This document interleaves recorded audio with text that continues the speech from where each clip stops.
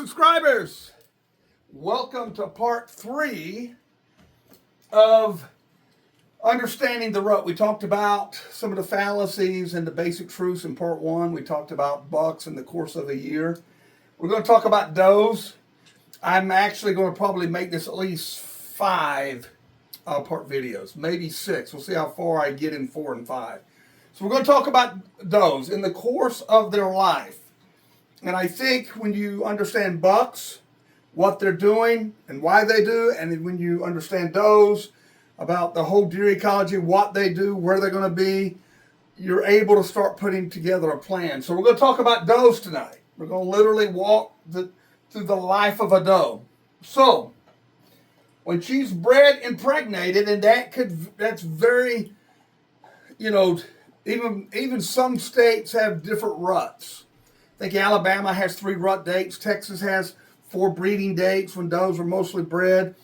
But you can take this wherever you're at. If you're in Alabama, if you're in Maine, if you're in Minnesota, you can apply these principles. And as you make the observation through a trail camera or from the deer stand, you can start putting things together. But so when the doe is bred or impregnated, I'm going to use the Midwest, Mid-Atlantic, and kind of the Northeast model. So usually this happens in the month of November. We're going to talk about the 10, the 80, and the 10. Maybe if I can get to it, if we don't run too long, about the different percentages of does that come into estrus, the way God made it, to ensure that the whitetail has a chance to procreate and continue to grow. So they're bred, impregnated around here anywhere from the end of October through the end of November. Now, we're not talking about, maybe we'll talk about that too. I know I'll bring that in when we start talking about the whole breeding cycle, I think in part 5. We're talking about mature does now, okay? When they're impregnated, bred, like I said, the end of October through the end of November in the Midwest, Mid-Atlantic, Northeast. The gestation period is about 200 days.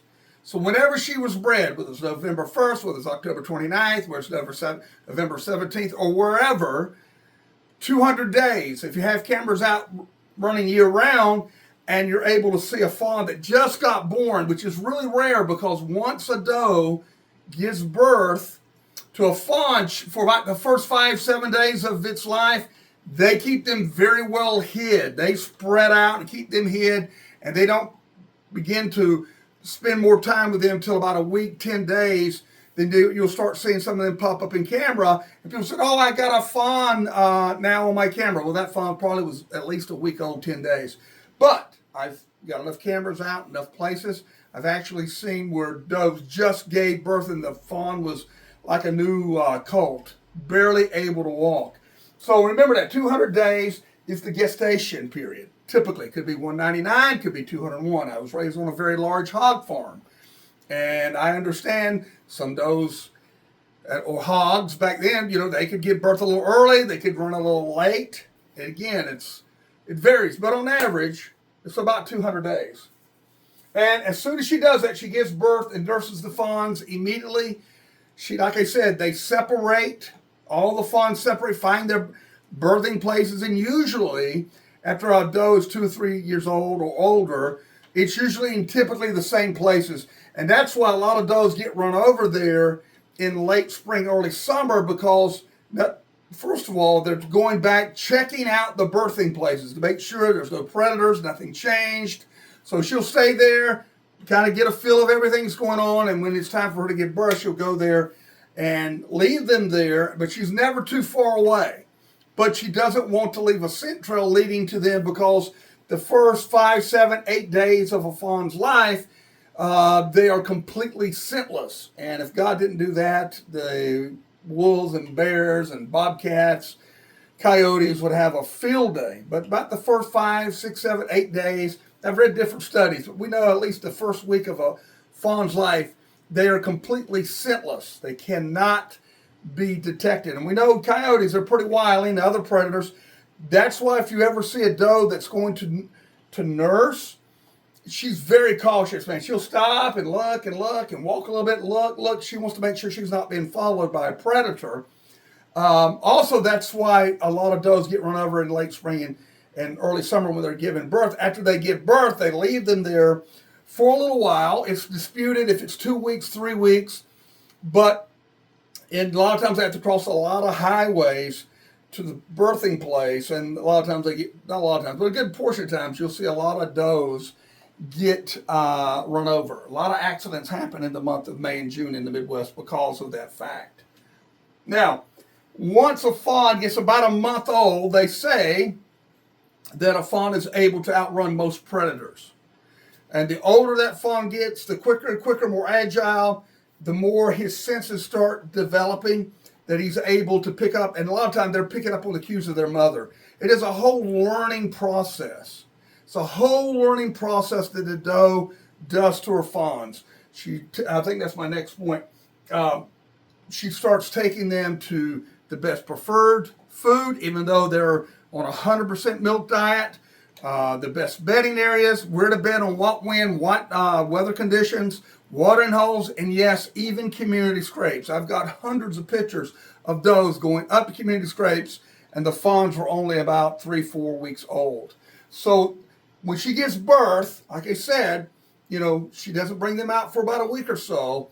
And then slowly but surely, as the fawns get stronger and stronger, she begins to take them to the places. She starts a migration back to where she's going, her home core area. Does pretty much, unless driven out from competition, does pretty much die where they were born. Now, we understand about dispersion. That's why a lot of guys don't understand. You're going to have too many does. You won't, because there's a hierarchy in the doe group on your farm, no matter how small or big it is. And when does in the lower hierarchy understand that there's only enough available food for the older does, they begin to push them out. They go to your neighbor's property or the property up the road. Whitetail are not going to stay on property where they are going to starve to death. Does are driven by their stomach 12 months out of the year. And a good portion of that is getting pregnant, having healthy fawns, and then raising them, introducing them to those things that I mentioned before. So as the weaning starts at about 100 days, when you start seeing your fawns, because they're getting their fall coat, they'll start lose their spots.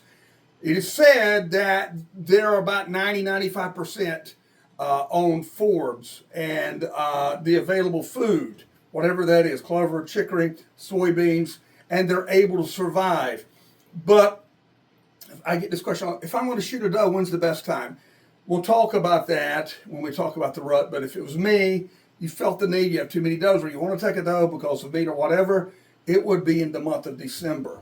Okay, so when the weaning at 100 days starts, they're able to survive, and the closer we get to October, the greater their percentage of survival should have something happen to their mother, because they've already been introduced to everything. Water, food, bedding areas, community scrapes. So they have literally keyed in on what mom has taught them, and they're going to mimic that. Okay? Now, and we're right there. We're right there now at the end of, as we get into the month of end of the month of September and get into October, what's going to happen, and it's happening, it's a slowly introduction where does start joining together their family units. When you see a bunch of does together, more than likely they're kin, sisters, cousins, mom, maybe even a grandma. That's why they're called family units. And that's why there's a lot of competition, or why one family unit, you may say, well, I see 3 or 4 does over here on this plot, but I've got 10 down there. It's because evidently the one that has the smallest family units, something's happened.